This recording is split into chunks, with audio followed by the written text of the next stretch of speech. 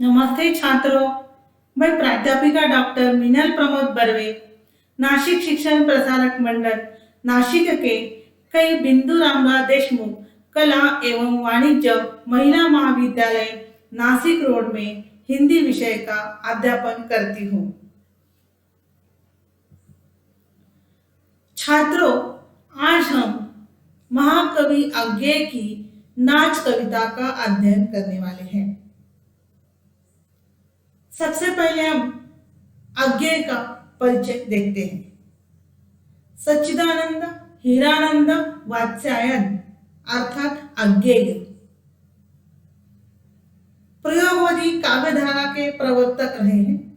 इनका जन्म उत्तर प्रदेश के देवरिया जिले के कसबा नामक गांव में एक शिविर में हुआ। इन्होंने कविता, कहानी, उपन्यास, यात्रा वृत्तांत, निबंध, नाटक, साहित्यिक डायरी, आलोचना आदि क्षेत्रों में लेखनी चलाई है, लेकिन सर्वाधिक सफलता काव्य क्षेत्र में ही इन्हें हासिल हुई है। उनकी रचनाओं पर फ्राइड के मनोविश्लेषणवादी विचारधारा का प्रभाव है। इन्होंने विषय, चिंतन, भाषा, अभिव्यक्ति के स्तरों पर नवीनता प्रदान की है। साथ ही सैनिक, विशाल भारत, दीनमान, बिजली, प्रतीक, नया प्रतीक, दैनिक नवभारत टाइम्स आदि हिंदी तथा थॉट वॉक, एवरीमेंस आदि अंग्रेजी पत्र पत्रिकाओं का संपादन भी किया है। उनके जो कविता संग्रह हैं वो इस प्रकार है: भग्नदूत, चिंता, इत्तेलम, हरी घास पर क्षण भर, आंगन के पार द्वार, बावरा अहेरी, कितनी नाव में कितनी बार आदि। उपन्यास है शेखर एक जीवनी, नदी के द्वीप, अपने अपने अजनबी आदि। छात्रों, अज्ञेय जी का परिचय मैंने पढ़ा है। कविता, कहानी, उपन्यास, यात्रा वृत्तांत, निबंध, नाटक, साहित्यिक डायरी, आलोचना आदि अनेक विधाओं पर लेखन करने वाले अज्ञेय जी रहे हैं और हिंदी साहित्य के इतिहास में प्रयोगवाद, प्रगतिवाद, हलावाद इस प्रकार के एक विशिष्ट विचार को लेकर इकट्ठा होकर कवियों ने जो लेखन किया है उसे उस प्रकार का नाम दिया गया है। यहाँ प्रयोगवाद नाम से प्रयोगवाद के प्रवर्तक के रूप में अज्ञेय जी को जाना जाता है। एक बड़े कवि के रूप में अज्ञेय का स्थान हिंदी साहित्य के इतिहास में बढ़ा रहा है। आपके पाठ्यक्रम में उनकी नाच कविता है। शीर्षक से देखिए, दो ही शब्द हैं, नाच।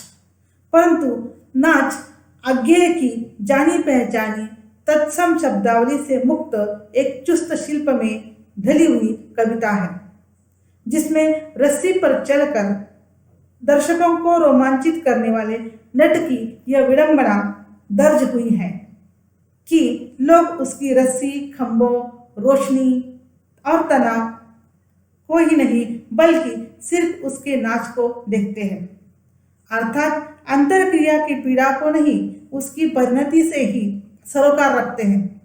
इस कविता की अंतर्वस्तु निश्चय ही मार्मिक है और नटों के करुण और कठोर जीवन से जरा भी परिचित लोग जानते हैं। उनके अबोध बच्चे तक रोजी रोटी के लिए किस तरह इस कला में माहिर बना दिए जाते हैं।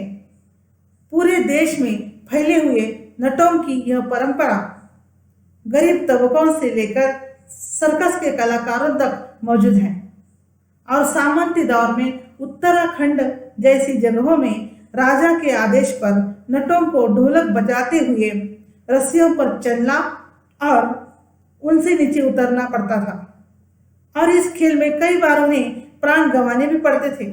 लेकिन अज्ञेय का यह नट अपनी सामाजिक और वर्गीय चेतना से विच्छिन्न एक हद तक नट का एकांतिक और आद्य रूप है। जीता जागता नट नहीं बल्कि उसका एक प्रतीक है, जो देश काल विहीन अपने निसंग अकेलेपन में एक रस्सी पर चलता है और जिसे देखकर एक तकलीफ देह कला पर गुजारा करने वालों की याद नहीं आती है। छात्रों, इस कविता में जो चित्र दिखाया गया है, मतलब जो वर्णन किया गया है, वह इस प्रकार है कि एक नाच करने वाले लेखक, उदाहरण के लिए उन्होंने प्रतीकात्मक रूप में अपना नाम वहां पर लिखा है और वो खुद नाच रहे हैं। कहाँ पर? उस रस्सी पर जो दो खंभों के बीच तनी हुई है। लेकिन लेखक या आज्ञे जी कवि जो है वह यहाँ प्रतीक है। किसके प्रतीक है? कि जो देश काल विहीन ऐसे निसंग अकेलेपन महसूस करते हैं, ऐसे लोगों के वो प्रतीक है। एक उदाहरण भी यहाँ पर दिया था कि उत्तराखंड में राजा के आदेश पर ऐसे लोगों को नाच करना पड़ता था, कई बार उनके प्राण भी गंवाए जाते थे। तात्पर्य ये है कि आपके शब्दों में आपने ये देखा होगा डोंबारी का खेल। वो क्या करते हैं? अपना उदर निर्वाह करते हैं ना, उदर निर्वाह के लिए वह इस प्रकार के खेल दिखाकर पैसा कमाते हैं। देखने की दृष्टि देखो, नाच शब्द दो वर्णों से बना है परंतु तरह तरह के भाव इसमें छिपे हुए हैं। ये सबसे बड़ी बात है छात्रों। ये शब्द का अच्छी तरह से परिचय समझ लो, फिर कविता की ओर जाएंगे। तरह तरह के नाच यहाँ वर्णन किया है। वह पैसे कमाते हैं, रोजी रोटी के लिए वह इस प्रकार तनी हुई रस्सी पर नाचते हैं, परंतु देखने वाले लोग जो हैं वह उसे नृत्य समझकर, खेल समझकर देखते हैं। अंतर कितना है देखो, दृष्टि कैसी सबकी वो महत्वपूर्ण है। ये इस कविता के माध्यम से बताया गया है। देखिए कविता।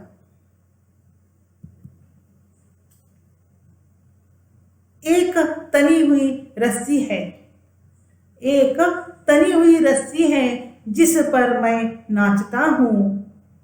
जिस तनी हुई रस्सी पर मैं नाचता हूँ वह दो खंभों के बीच है। रस्सी पर मैं जो नाचता हूँ, रस्सी पर मैं जो नाचता हूँ वह एक खंबे से दूसरे खंबे तक का नाच है। कवि किस प्रकार वर्णन करते देखिए। कौन कौन सी चीजें हैं यहाँ पर? सबसे महत्वपूर्ण बात है कि दो खंबे हैं, दो खंभों के बीच रस्सी है जो एक दूसरे से बांधी हुई है गठरी से। फिर कहा है कि कवि खुद है जो उस रस्सी पर नाच रहे हैं। कवि कहते हैं एक तनी हुई खिंची हुई रस्सी है जिस पर मैं नाच रहा हूं। जो खेल करके दिखाते हैं वो इस प्रकार इधर से उधर जाते हैं, उसी प्रकार कवि कर रहे हैं। कवि कहते हैं उस तनी हुई रस्सी पर जब मैं नाचता हूं तो वह रस्सी कहाँ है? दो खंभों के बीच है, लेकिन देखने वालों को खंभे नजर नहीं आते। वो किसकी तरफ देख रहे हैं? नाच की ओर देख रहे हैं, रस्सी की ओर देख रहे हैं। कवि कहते हैं मैं रस्सी पर जो नाचता हूं वो एक खंभे से दूसरे खंभे तक का नाच है। एक खंभे से लेकर दूसरे खंभे तक कवि उस पर चलते हैं, उस रस्सी पर, तो लोगों को कवि का चलना दिखाई देता है, नाच दिखाई देता है। खंभा दिखाई नहीं देता है, रस्सी दिखाई नहीं देती है। वो खुद क्या करते हैं? देखते हैं नाच। ये कवि को इस पद में बताना है।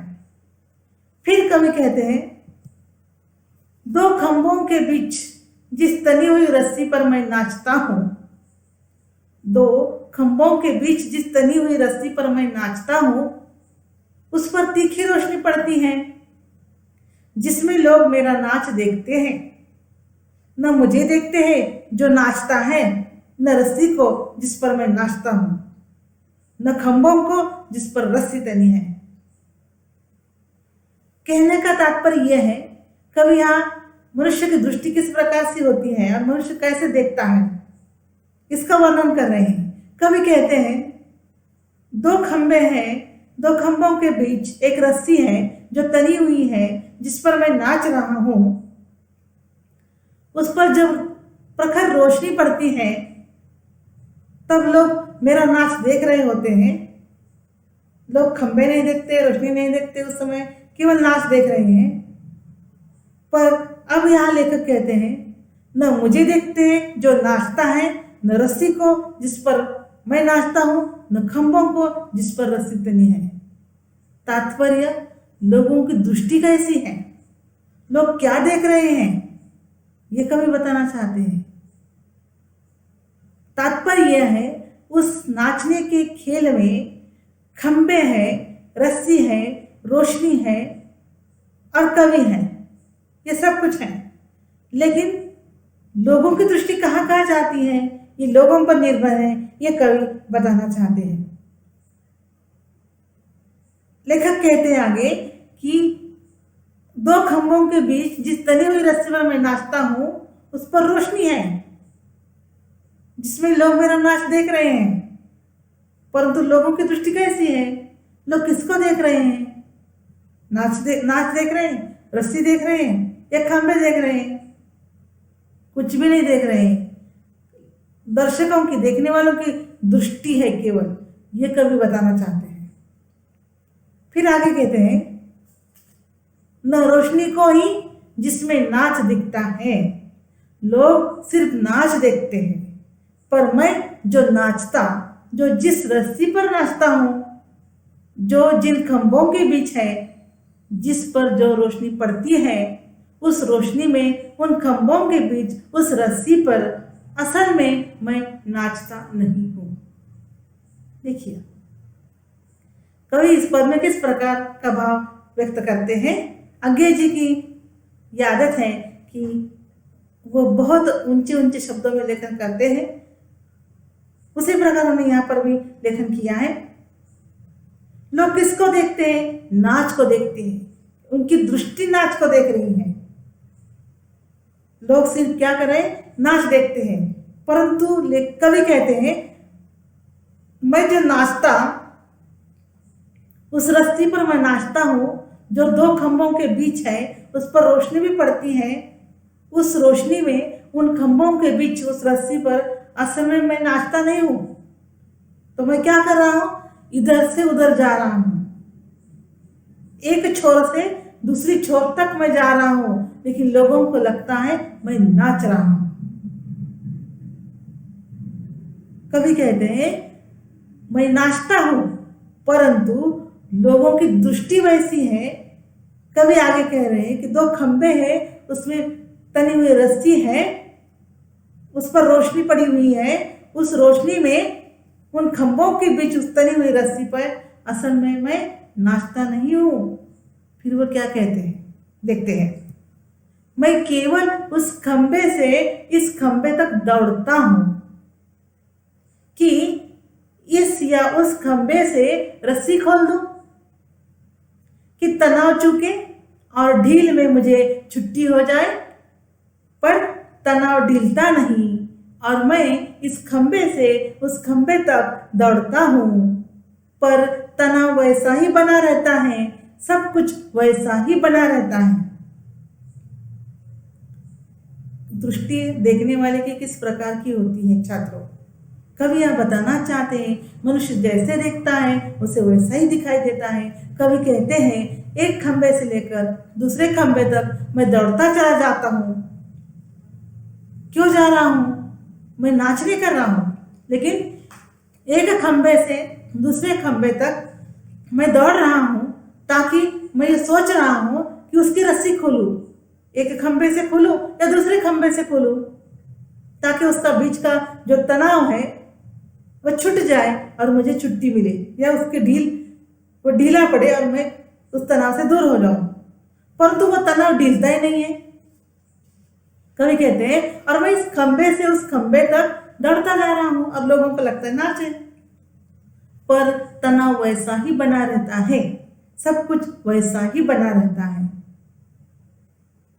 न ढील बढ़ती है, न कवि का दौड़ना छूट जाता है। कवि वैसे ही दौड़ता रहता है और लोग वैसे ही देखते रहते हैं।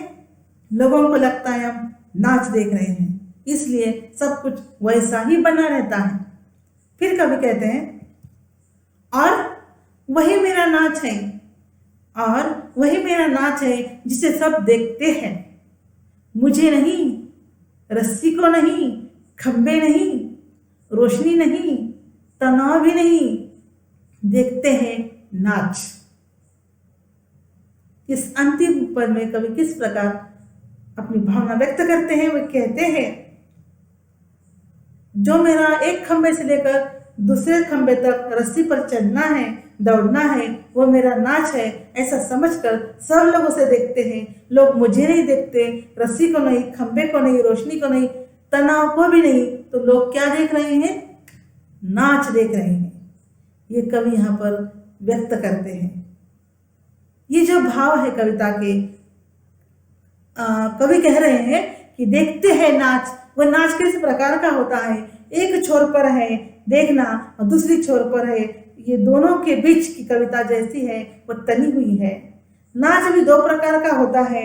उल्लास से, जब मन उल्लास से भरा होता है तब मनुष्य नाचता है, और देह भी नाचे बिना नहीं रह सकते ऐसे समय। लेकिन जिंदगी यूं ही बहुत नाच नचाती आई है, और इसलिए लेकिन कहीं जिंदगी भी ऐसी है, एक छोर से लेकर दूसरी छोर तक।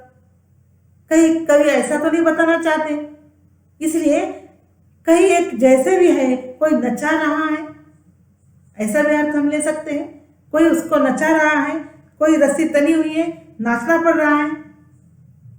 नाचने वाला नाचना चाहता है, परंतु लोगों की दृष्टि कैसी है यह महत्वपूर्ण है। अब ये प्रतीकात्मक रूप में कवि ने अपना उदाहरण यहाँ दिया है। तो नाचने वाला यदि नाचना नहीं चाहता है, उदाहरण के लिए कवि, हमने इस कविता में देखा कि कवि नाचना नहीं चाहते, एक खंबे से दूसरे खंबे तक कवि दौड़ रहे हैं, तो लोगों को उसको देखना नाच लग रहा है। अर्थात कवि सच में नाचना चाहते हैं क्या? नहीं। अर्थात कवि नाच से छुटकारा चाहते हैं, जितनी जल्दी मिल सके उस तनाव को वो ढीला करना चाहते हैं, पर तो छुट्टी नहीं हो रही है। अर्थात ये नाच है क्या? नहीं है। नाचना मन से होता है। नृत्य आप देखते हैं वो मन से होता है। यदि यह नाच कलात्मक यदि हो जाता है छात्रों, तो वो नृत्य हो जाएगा, है ना। कविता भाषा में नहीं शब्द में होती है। भाषा तो गद्यमय होती है, शब्दों से कविता बनाते हैं छात्रों। अब ये नाच एक महज नाच नहीं है। सोचो इस पर, आप विचार करो छात्रों। ये जो कविता कवि ने अपने सम्मुख रखी है, क्या यह एक प्रतीकात्मक नाच है क्या? क्या ये जीवन की एक प्रतीक है क्या? मतलब कवि कर्म का, कला कर्म का, समाज के बुद्धिजीवी भूमिका का ये प्रतीक हो सकती है कि कविता? कविता में प्रतीकार्थों की संभावना होती है। सब पढ़ने वालों की श्रद्धा पर निर्भर है।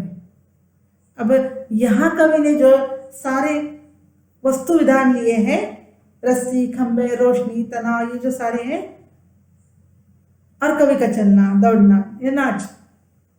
अब सब कैसे देखते हैं इसको? कोई रस्सी की ओर अधिक ध्यान देता है, कोई रोशनी की ओर देता है, या कोई तनाव की ओर देता है, कोई नाच की ओर देता है। ये हर एक पर निर्भर है, व्यक्ति स्वतंत्र है। जो नाचना पड़ता है उससे अलग है वो नाच जो लोग देखते हैं। नाच देखना नृत्य देखने जैसा नहीं है।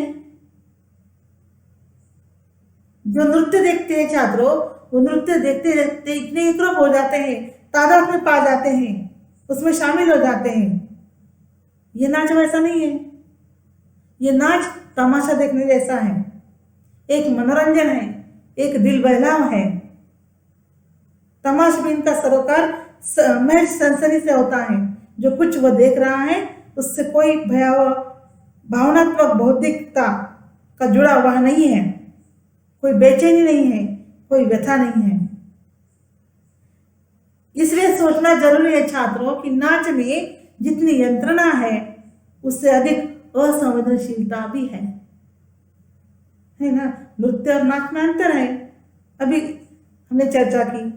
इस नाच देखने में यह नाचने वाला कौन है, वह क्यों और कैसे नाच रहा है, किस रस्सी पर नाच रहा है, किन खंभों के बीच नाच रहा है, कौन उसे नचा रहा है, किसने रोशनी का इंतजाम किया है, ये भी सारी चीजें बहुत जरूरी है। इस पर भी सोचने की आवश्यकता है। ये कवि यहाँ पर बताना चाहते हैं। जहाँ से रोशनी डाली जा रही है जिससे क्या दिखा और क्या छिप रहा है, जिन्हें मजहब नाच के रूप में देख रहे हैं। जो ऐसे सवालों से क्या लेना देना? नाच देखना क्या है? कुछ भी ना देखना है, देखते हुए ना देखना है। अंधेपन से बड़ा अंधापन, भयानक जड़ता, दृष्टि की ऐसी जड़ता जो दृश्य को भी जड़ बना सकती है। नाच में छुपा हुआ जो मनुष्य है वह हाँफती हुई मछली है, कभी कहते हैं वो निगल जाती है। क्या होगा अगर हम ऐसे नाच देखने वालों को समाज कहे, या बन गए, हम समाज बन गए? तो आगे ने जब यह कविता लिखी थी तब तो न टेलीविजन था न इंटरनेट था, लेकिन आज तो हम सब इस सवाल से चौतरफा घिरे रहे हैं। कवि कहते हैं इस तरह से देखने से एक नाचती हुई छटपटाहट को महज नाच में लोग बदल दे रहे हैं। इस तरह देखने से हम नचाए जाने वालों और खुद के बीच कांच की एक अदृश्य अनति क्रम्य दीवार खींचे ले रहे हैं, बड़े आसानी से यह भूलते हुए कि कांच ही दीवार के इस पार और उस पार जो मनुष्य है वह एक ही है।